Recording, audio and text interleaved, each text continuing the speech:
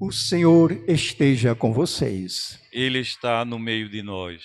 Proclamação do Evangelho de Jesus Cristo, segundo João. Glória a vós, Senhor. Ao anoitecer daquele dia, o primeiro da semana, estando fechadas por medo dos judeus as portas do lugar onde os discípulos se encontravam, Jesus entrou. Pondo-se no meio deles, falou: A paz esteja convosco. Depois dessas palavras, mostrou-lhes as mãos e o lado. Então os discípulos se alegraram por verem o Senhor. Novamente, Jesus disse: A paz esteja convosco. Como o Pai me enviou, também eu vos envio. E depois de ter dito estas palavras, soprou sobre eles e disse: Recebei o Espírito Santo. A quem perdoardes os pecados, eles lhes serão perdoados. E a quem não os perdoardes, eles lhes serão retidos. Palavra da salvação. Glória a vós, Senhor.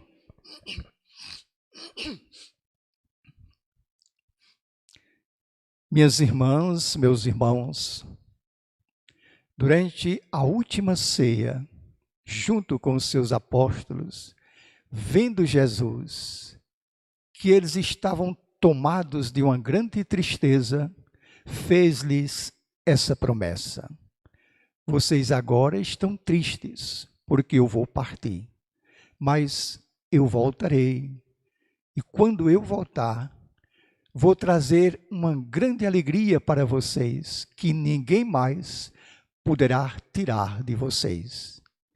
E ainda acrescentou: É melhor que eu vá, pois de onde eu estiver, eu mandarei o Espírito Santo, o Espírito da verdade, e ele iluminará a mente de vocês para compreenderem tudo o que até agora vocês não compreenderam.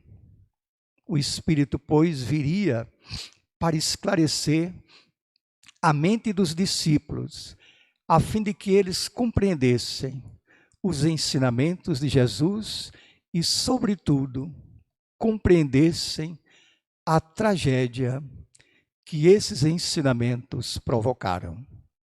Era isso, sobretudo, que eles não podiam entender.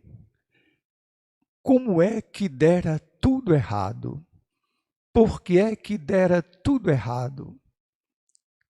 Eles foram cativados pela palavra de Jesus, ficaram fascinados pela sua pessoa e deixaram tudo para atender ao seu chamado.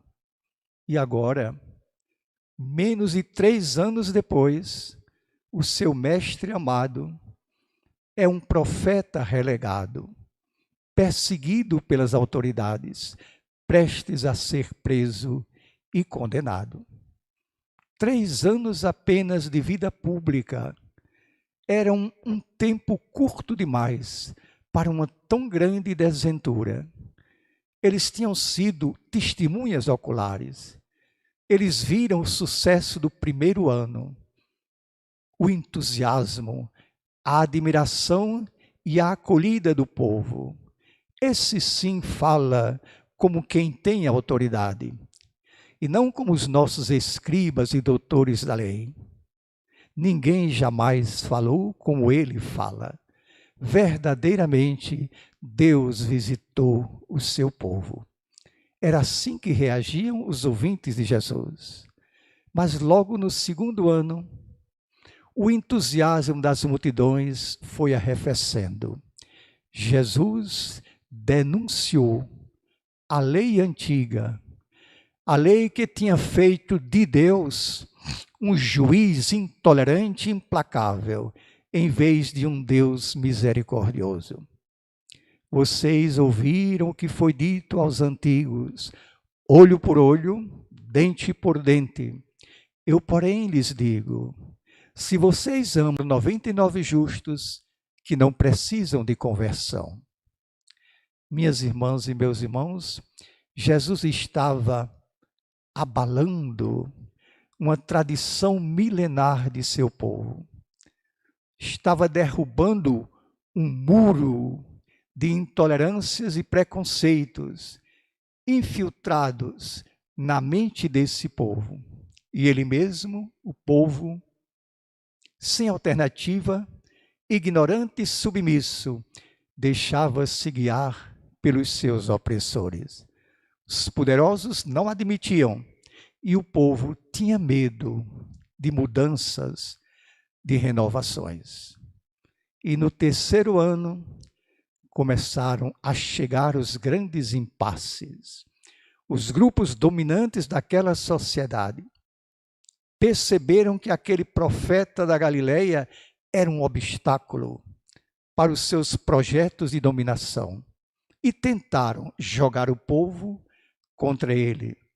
Vocês estão vendo esses prodígios, esses milagres que ele realiza? É pelo poder de Satanás que ele faz isso. Vendo a inutilidade de seus esforços, por fim, eles revelaram sua verdadeira intenção e decretaram no tribunal de Anás e Caifás: se esse homem continuar falando, logo mais todo o povo o seguirá. É preciso que ele morra para que não pereça toda a nação. Era isso que não entrava na compreensão dos apóstolos. Essa sequência de perdas e danos, de tragédias e desilusões. Por isso eles estavam com muito medo e se trancaram no cenáculo. Foi então que o Espírito Santo desceu sobre eles em forma de línguas de fogo. E tudo começou a mudar. Tudo começou a mudar, sim, de um momento para outro, de uma vez por todas. Não foi assim. Não é assim que nós começamos a compreender os grandes mistérios da vida. O Espírito Santo de Deus respeita o ritmo da nossa natureza. Ele primeiro aponta a direção e nos manda caminhar. E caminhando, nós descobrimos o caminho. Foi isso que aconteceu com os apóstolos. Perderam medo, abandonaram o cenáculo, tomaram conta das ruas e praças de Jerusalém, do país e das terras estrangeiras. E foi dessa maneira, minhas irmãs e meus irmãos, que teve início o cristianismo. Foi dessa maneira que foram plantados os alicerces para a construção de nossa igreja. Foi dessa maneira que se acendeu a chama da fé que chegou até as nossas mãos. O Espírito hoje nos faz compreender uma coisa: nós não temos o controle da história. Nós não temos o controle dos acontecimentos, nem temos o controle da vida das pessoas mais próximas. Nós mal controlamos a nossa própria existência. A parte que depende de nós, da nossa fé, da nossa coragem, da nossa iniciativa, é somente o momento presente. Um instantezinho de nada, uma pequenina gota no meio de todos os oceanos.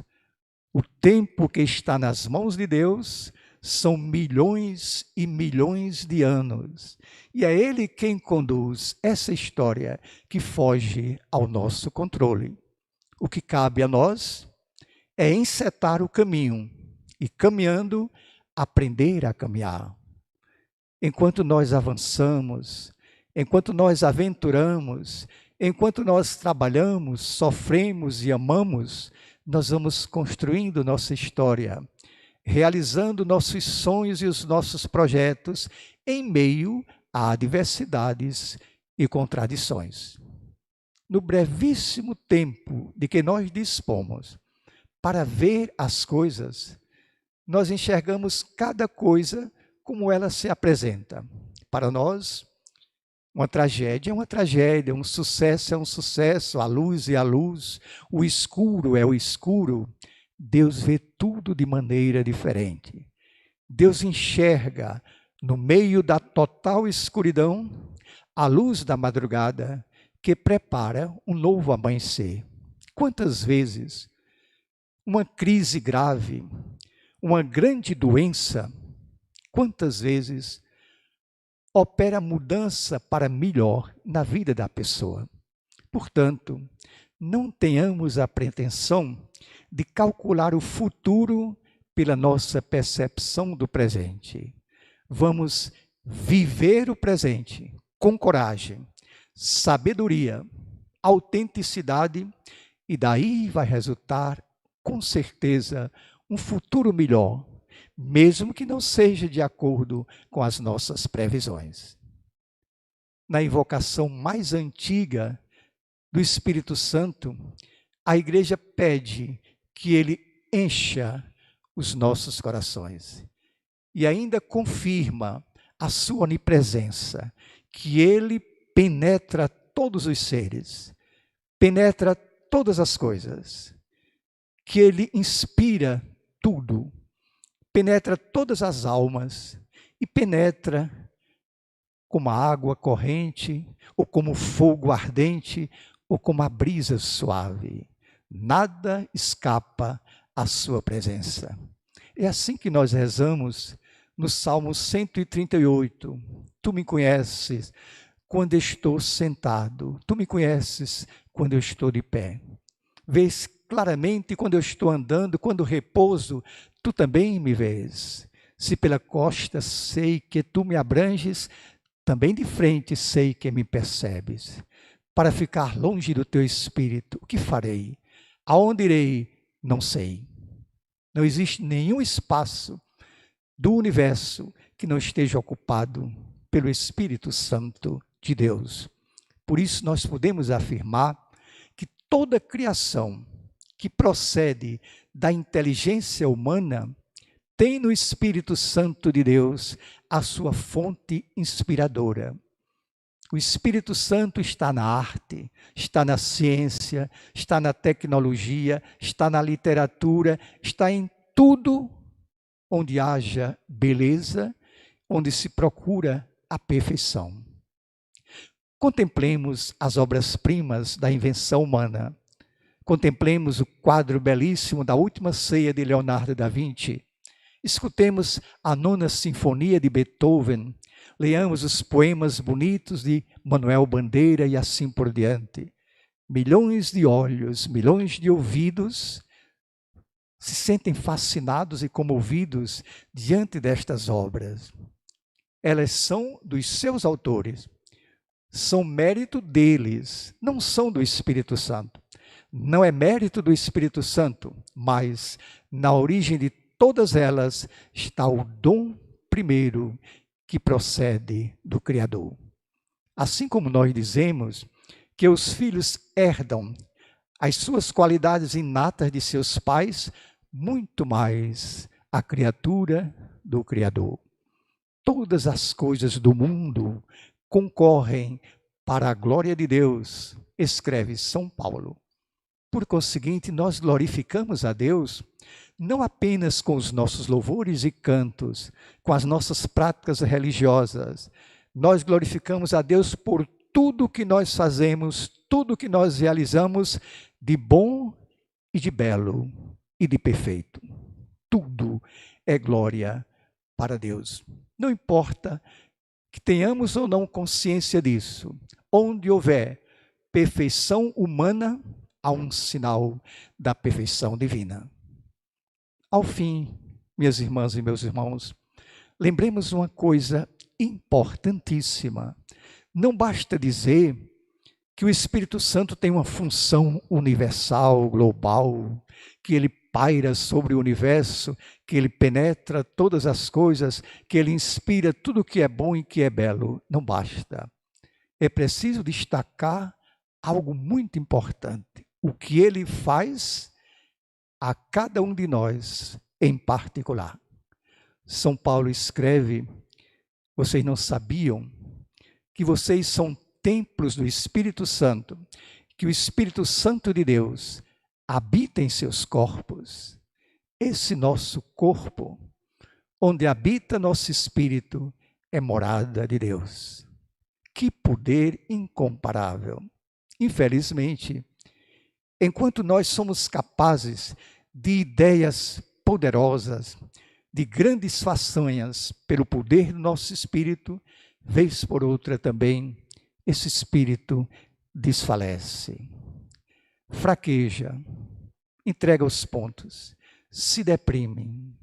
Existe hoje um vírus no mundo que se chama mal do mundo.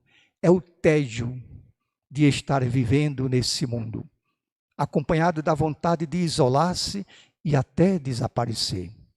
É aí que nós compreendemos a imensa necessidade que nós temos do espírito superior.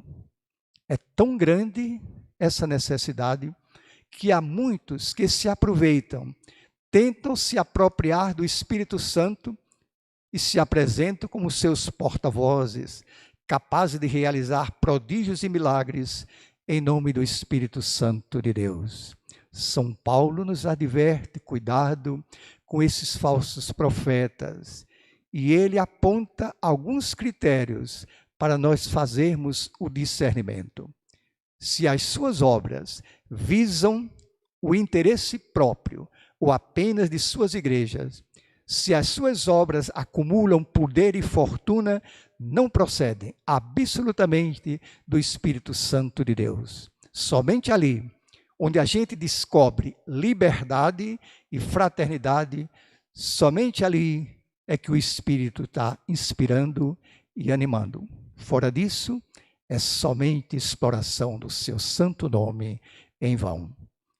Em todas as circunstâncias, nós necessitamos desse Espírito, como alguém que está no escuro e precisa da luz para ver e para caminhar. Por isso, nós rezamos com Santo Agostinho. Ele diz assim: ó, como és grande nas coisas grandes e profundo nas coisas pequenas. Tu, Senhor, jamais te afastaste de nós. Nós é que nos afastamos de ti e penamos para retornar a ti. Age em nós, Senhor, agora. Dá-nos tua luz, agita-nos, leva-nos contigo, faz-nos sentir teu calor e tua doçura. Então, só depois disso é que nós nos amaremos e correremos alegres cantando pelos campos do mundo. Amém.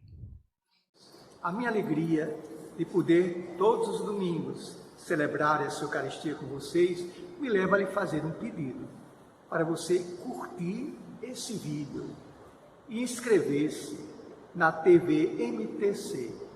Você está contribuindo para a formação da classe trabalhadora, está contribuindo também para ampliar a consciência de que nós devemos comunicar nossos valores, nossas convicções, nossos sonhos, e isso tudo através dessa fabulosa tecnologia. Curta esse vídeo e inscreva-se na TV MTC. Muito obrigado.